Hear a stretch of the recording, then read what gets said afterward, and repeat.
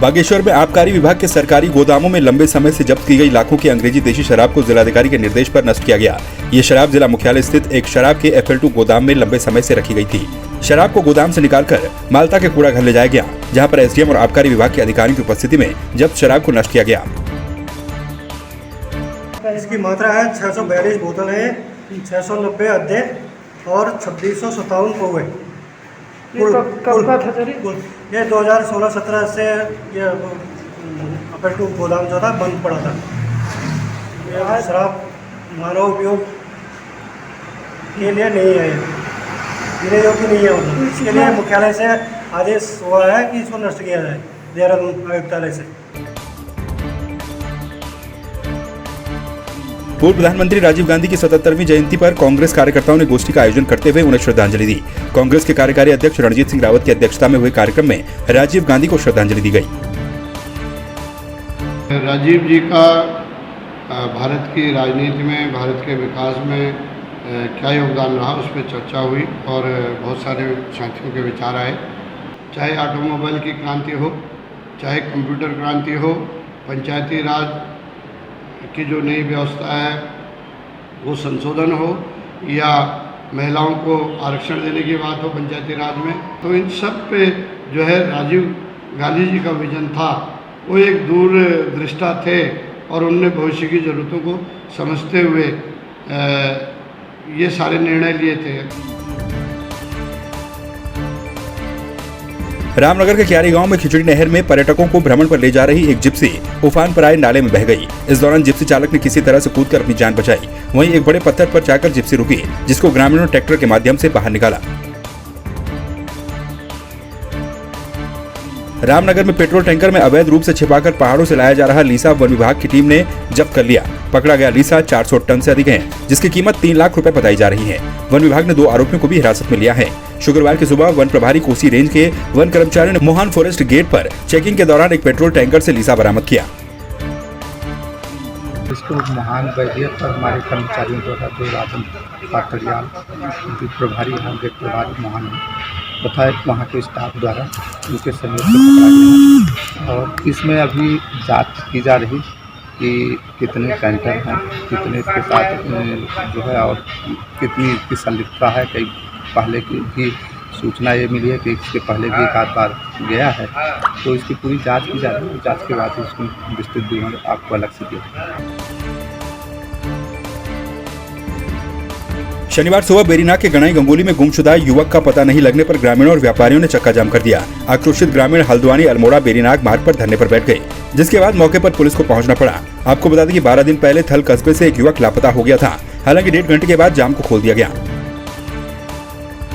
प्रशासन के कहने पे हमने जो आंदोलन नहीं किया था और उनसे कहा था कि आप उन्हें ढूंढे, हम आपका सहयोग करेंगे। आज हमें मजबूरन पूरी क्षेत्रीय जनता और जनप्रतिनिधि द्वारा, व्यापारी बंधु द्वारा यहाँ पे एक चक्का जाम किया गया 2 घंटे का। और सीओ साहब जो राजेंद्र सिंह रौतेला जी हैं, उनके आश्वासन पे हमने चक्का जाम खोल रखा है और आने वाले समय में अगर 10 दिन के भीतर उसकी कहीं पे कोई शिकायत नहीं होती है तो इससे भी जोरदार आंदोलन और अनशन ये गणाई की पूरी क्षेत्रीय जनता यहाँ पे करेगी। ये 3 लोग थे, उस रात को बैठ के कहीं शराब पी, उसके बाद वो गायब हुए। थोड़ा हल्का फुल्का झगड़ा हुआ उसमें और हम पूरा प्रयास कर रहे हैं।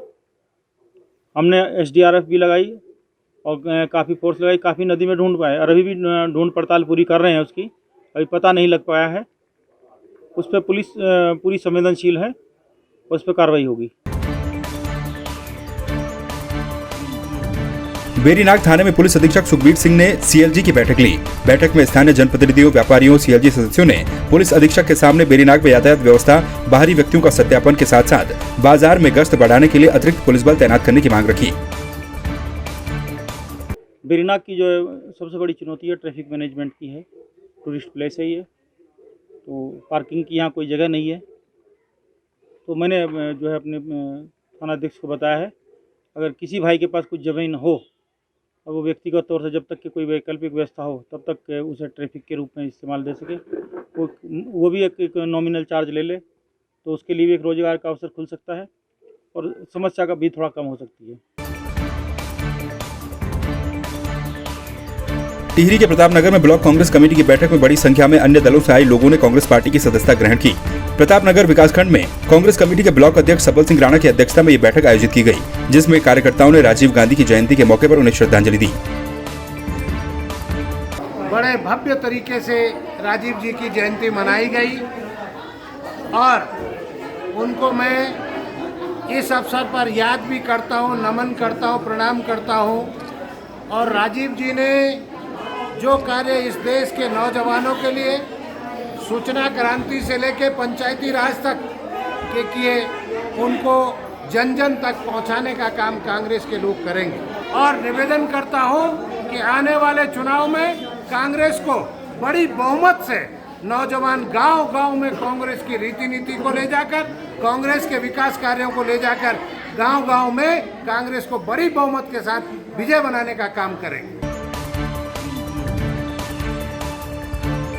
टिहरी बांध की झील में आ रहे पर्यटक कोविड-19 गाइडलाइन का कोई भी पालन नहीं कर रहे हैं। टिहरी झील में आ रहे पर्यटक न तो मास्क पहन रहे हैं और न ही सैनिटाइजर का इस्तेमाल करते हुए सामाजिक दूरी बना रहे हैं। वहीं तीसरी लहर की आशंका के चलते भी टिहरी झील विकास प्राधिकरण और पर्यटन विभाग के द्वारा बोट पॉइंट पर कोई सख्ती नहीं की जा रही है। वहीं टिहरी जिले के एसएसपी तृप्ति भट्ट ने सख्त निर्देश देते हुए कहा कि कोविड-19 के नियमों का उल्लंघन करने वालों के खिलाफ कार्रवाई करना सुनिश्चित किया जाए। जारी की गई है राज्य सरकार के द्वारा, उसमें किसी प्रकार का प्रतिबंध छोटे बच्चों को पर्यटक स्थल में लाने के लिए किसी प्रकार का प्रतिबंध सरकारी तौर से नहीं लगाया गया। इसलिए पुलिस के द्वारा बच्चों को पर्यटक स्थल पे आने से हम मना नहीं कर सकते, क्योंकि परिवार जब पर्यटन के लिए जाता है तो कई बार अपने बच्चों को साथ लेके जाता है। ऐसे में पुलिस के द्वारा बच्चों को मना किया जाना संभव नहीं है, परंतु हम ये अपील जनता से करना चाहेंगे कि कोविड की 3rd वेव को लेकर सतर्क रहें और अनावश्यक रूप से अपने छोटे बच्चों को पर्यटक स्थल पर ना लेके जाएं। हमारा अभी जनपद में थाना झील शुरू हुआ है 15 अगस्त को ही, और कोटी उसकी एक चौकी है। इसमें हम निर्देशित कर रहे हैं कि लगातार सघन अभियान करके चेकिंग की जाए।